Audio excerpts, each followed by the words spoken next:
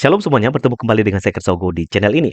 Di kesempatan ini, saya akan mengajak kita menyaksikan satu cuplikan video di mana ada seorang pendeta di Nusa Tenggara Timur memberanikan diri datang untuk mendoakan Presiden Jokowi pada waktu dia berkunjung di Nusa Tenggara Timur dalam rangka meresmikan bendungan TMF. Dan di dalam waktu yang sangat terbatas itu, ibu pendeta tersebut meminta mendoakan Bapak Presiden Jokowi. Dan puji Tuhan, Pak Presiden menerima dan mau didoakan.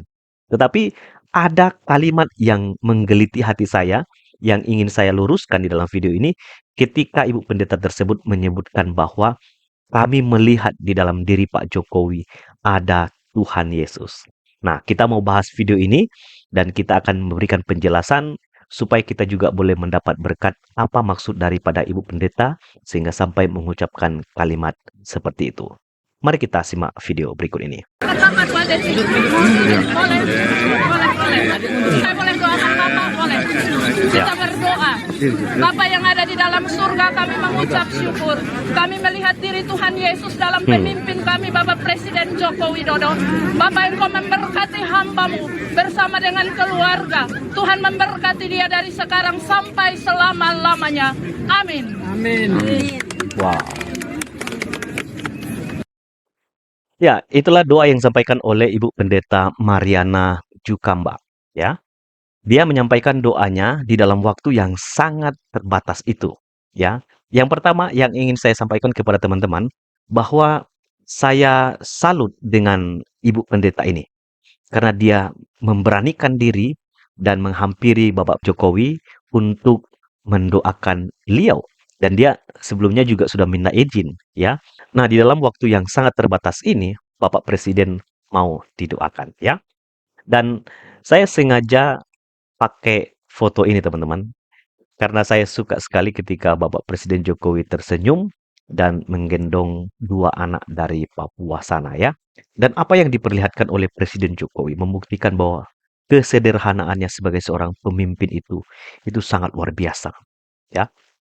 Nah, kita mau lihat ya, ketika Ibu Pendeta tersebut mendoakan, dia mulai 3 kalimat yang saya catat di sini. Bapa di dalam surga, kami mengucap syukur. Itu yang pertama. Setelah itu dia ucapkan kalimat yang kedua. Kami melihat diri Tuhan Yesus di dalam diri Pak Jokowi. Nah, kalimat inilah yang mau kita diskusikan di dalam video ini, teman-teman. Apakah maksud daripada Ibu Pendeta mengatakan melihat diri Tuhan Yesus secara harafiah? Saya sangat yakin bahwa ketika Ibu Pendeta tersebut mengucapkan kalimat, kami melihat diri Tuhan Yesus di dalam diri Pak Jokowi, bukanlah dalam arti secara harafiah. Karena Pak Jokowi ini kan bukan orang Kristen, bukan orang yang percaya kepada Yesus. Tetapi maksud dari Ibu Pendeta tersebut, dia melihat sifat-sifat yang ada di dalam diri Tuhan Yesus, dan itu juga hidup di dalam diri Pak Jokowi. Dan memang kita harus akui, orang yang ada di dalam Kristus itu seharusnya hidup menyerupai Kristus dan hidup menjadi garam dan terang bagi dunia. Sehingga dalam segala kehidupan kita menjadi teladan. Dan di dalam bagian ketiga, di situ dikatakan Tuhan kiranya memberkati Pak Jokowi dan keluarganya dari sekarang sampai selama-lamanya. Nah, kami melihat diri Tuhan Yesus di dalam diri Pak Jokowi. Sebetulnya dalam arti apa? Saya coba menangkap dan menganalisa ya. Saya mencoba memahami di dalam kondisi yang sangat terbatas waktunya. Ibu Pendeta tersebut menyampaikan kalimat, kami melihat diri Tuhan Yesus di dalam diri Pak Jokowi. Yang pertama, tentu ini pasti bicara soal sifatnya Pak Jokowi. Di mana sifat Pak Jokowi itu ada di dalam diri Tuhan Yesus Kristus. Yang merakyat, rendah hati, tidak membalas kejahatan dengan kejahatan, yang sabar, adil, dan berintegritas. Tentu masih banyak lagi sifat dari Bapak Presiden Jokowi yang tidak bisa saya jelaskan di dalam video ini. Tetapi dari beberapa poin tentang sifat yang saya perlihatkan kepada teman-teman, paling tidak mewakili sifat yang dimiliki oleh Bapak Presiden Jokowi. Merakyat. Nah, kalau saya coba korelasikan ya, pada waktu Yesus datang ke dalam dunia, Alkitab mencatat bahwa dia melayani di kota-kota dan di desa-desa. Dan pelayanan Yesus tidak hanya terpaku kepada orang-orang yang berada, orang-orang yang kaya, orang-orang yang berpendidikan. Tidak. Yesus juga melayani orang-orang rakyat biasa. Dan dia merangkul semua orang. Sehingga pada waktu itu Yesus sangat terkenal ya, karena semua kalangan Tuhan Yesus menjangkau mereka. Dia juga rendah hati, teman-teman. Kalau kita bicara soal rendah hati ya, tentu kita tidak bisa sandingkan dengan Yesus Kristus. Tapi paling tidak di dalam diri Tuhan Yesus, dia adalah seorang pribadi yang sangat rendah hati. Buktinya apa? Ketika dia merendahkan dirinya dan bahkan sampai mati di kayu salib. Lalu tidak membalas kejahatan dengan kejahatan dan sabar dan adil dan berintegritas.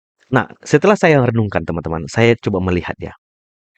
Orang yang tidak kenal Yesus saja bisa hidup sama seperti Yesus hidup. Dan tentu menjadi pukulan bagi saya dan nasihat yang tajam juga kepada kita sebagai orang Kristen. Kita mengaku sebagai orang Kristen, tapi kehidupan kita itu tidak meneladani Kristus ya. Tidak menjadi teladan bagi banyak orang. Malah orang yang nggak kenal Tuhan, hidupnya jauh lebih baik. Nah ini kita harus belajar untuk introspeksi diri. Di pemerintahan negeri kita banyak juga orang Kristen yang menjabat ya. Nah pertanyaannya, sudahkah teladan hidup Yesus Kristus hidup di dalam diri mereka? Sehingga mereka juga pun hidup sama seperti Yesus hidup. Kita lanjut. Mahatma Gandhi pernah mengatakan begini, jika kehidupan orang Kristen dalam teladan Kristus, maka seluruh dunia akan menjadi Kristen. Mahatma Gandhi mengatakan begitu. Ini orang yang tidak kenal Tuhan. Dia katakan jika kehidupan orang Kristen di dalam teladan Kristus, maka seluruh dunia akan menjadi Kristen. Nah masalahnya sekarang bagaimana? Ada banyak orang Kristen tetapi kehidupannya jauh dari Tuhan. Tidak melakukan kebenaran. Tidak hidup di dalam teladan Kristus. Mereka justru menjadi batu sandungan bagi banyak orang. Nah itulah sebabnya Mahatma Gandhi katakan, jika kehidupan orang Kristen dalam teladan Kristus, maka seluruh dunia akan menjadi Kristen. Hebat sekali ya. Ini kalimat orang yang gak kenal Tuhan ini. Tapi karena tahu bagaimana teladan kehidupan Yesus, saat orang Kristen meneladani Kristus, maka mereka pasti akan menjadi berkat bagi dunia.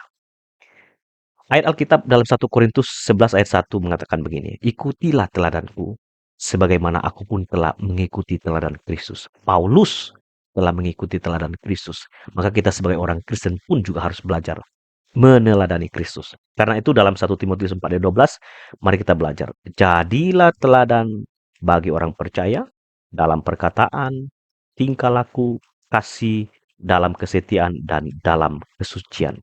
Tuhan itu mau supaya kita hidup bagi Dia.